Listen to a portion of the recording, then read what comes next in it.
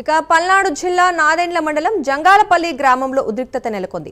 మాజీ మంత్రి విడుదల రజనీ పిఏ శ్రీకాంత్ రెడ్డిని పోలీసులు అరెస్ట్ చేశారు.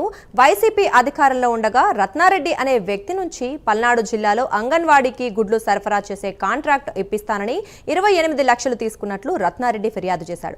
దీంతో విడుదల రజనీ పిఏ శ్రీకాంత్ రెడ్డిని రూరల్ సీఐ సుబ్బరాయుడు అరెస్ట్ చేశారు. ఈ నేపథ్యంలో పోలీసులను విడుదల రజనీ ఆమె అనుచరులు అడ్డుకోవడంతో గందరగోళం చోటు చేసుకుంది.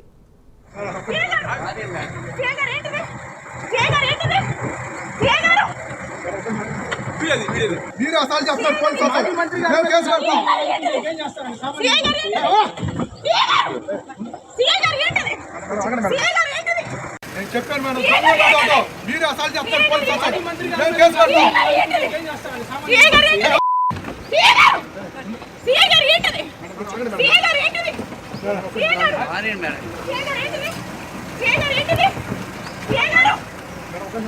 నేను చెప్పాను మేడం, మీరు అసలు చెప్తారు